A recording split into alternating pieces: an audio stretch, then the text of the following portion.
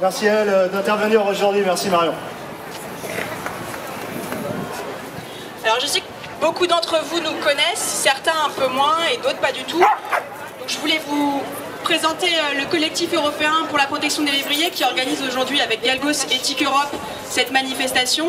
Le collectif européen pour la protection des lévriers a été formé en 2010 avec l'association L'Arche des lévriers, Galgos Éthique Europe et Greyhound Rescue Holland. Il a été constitué afin de faire peser un peu plus la cause des lévriers de toute l'Europe au moment d'action européenne. Et il regroupe aujourd'hui plus de 63 associations.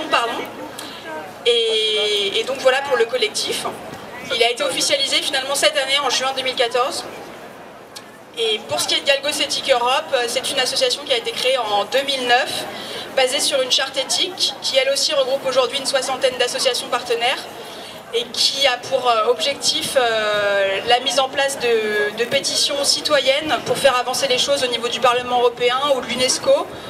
Il y a la pétition sur le statut d'animal de compagnie pour les lévriers. Aujourd'hui, elle compte 49 000 signatures. Elle a été jugée recevable par la commission des pétitions du Parlement européen. Nous n'avons pas eu encore de réponse définitive. Donc c'est pour ça qu'on peut encore la signer, qu'on doit la signer. Donc on vous invite à la signer sur les tables qui sont derrière. Elle concerne tous les lévriers d'Europe, Galgos ou Podencos, Greyhound, tous les lévriers exploités dans la chasse ou la course. Rappelons qu'au Royaume-Uni, les éleveurs de course ont toujours le droit d'abattre au fusil à boulon les chiens, ce qui signifie des heures d'agonie pour le chien. Une eurodéputée, Sophie Montel, qui a été élue en mai 2014, a déposé une question écrite à la Commission européenne demandant le statut d'animal de compagnie pour les galgos. Cette question écrite n'est pas la première, mais c'est la première qui demande le statut d'animal de compagnie. Elle vient donc conforter notre pétition. Et rappelons qu'une action isolée en soi n'est rien, mais lorsqu'elle est précédée et suivie d'autres, même différentes, mais en allant dans le même sens, elles se renforcent l'une et l'autre. La deuxième pétition, c'est une pétition contre l'inscription de la chasse avec les galgos en Espagne au patrimoine culturel immatériel de l'humanité. Il y a 47 000 signataires depuis début octobre. Elle sera sous peu remise à l'UNESCO. Elle est toujours disponible à la signature ici. Une copie du courrier sera envoyée à l'ambassadeur d'Espagne à Paris, ainsi qu'à tous les députés espagnols. Et enfin, la pétition pour la reconnaissance de l'animal être sensible par l'UNESCO, qui atteint malheureusement difficilement les 7000 signatures, et pourtant c'est une pétition qui est hyper importante. Nous savons tous ici que l'UNESCO, notamment avec la tauromachie, la corrida, qui est l'apothéose, devient la cible des tortionnaires qui comptent bien obtenir sa caution morale. Même la ville de Tordesillas aimerait bien faire reconnaître le taureau de la Vega, patrimoine culturel immatériel de l'Espagne, visant ainsi la reconnaissance au patrimoine culturel immatériel de l'humanité.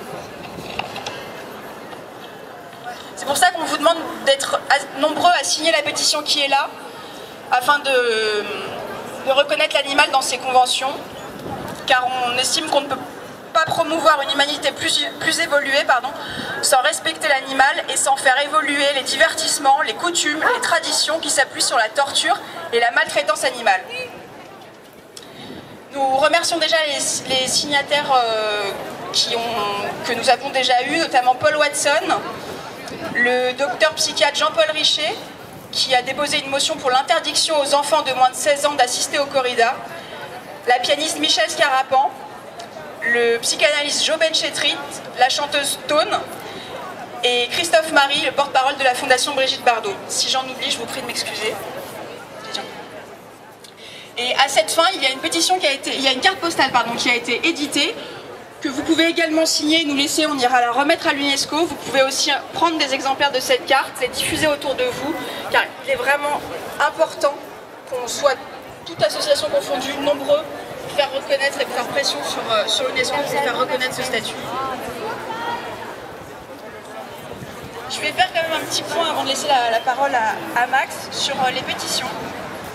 Certains les jugent stériles, mais de toute évidence, une pétition ne change pas d'un coup de baguette magique le problème de fond des animaux en général et des lévriers en particulier. Celui-ci relève d'une volonté à long terme de tous les pays d'opérer une véritable gestion de la condition animale. L'animal est encore trop souvent considérés par l'homme uniquement sous l'angle de la consommation et du profit. En anglais, les lévriers sont appelés des money makers. Nous, associations, ne réalisons pas de miracle si les citoyens ne se manifestent pas individuellement. C'est eux qui font changer la donne. C'est sous leur pression que les intérêts de l'économie mortifère de la presse cadavérée peuvent reculer. Dites-vous bien que pendant que vous dormez, vous passez cette nuit blanche en pensant que l'horreur ne peut plus continuer, les lobbies de l'industrie, eux, ne dorment pas. Ils s'activent pour ne pas perdre leur mainmise sur les consommateurs. Ils continuent leur danse macabre. Consommer plus, toujours plus mal, nous gagnerons plus, encore plus et toujours plus. Et plus nous gagnons et plus nous exerçons d'influence par nos cercles divers et variés sur nos chers députés.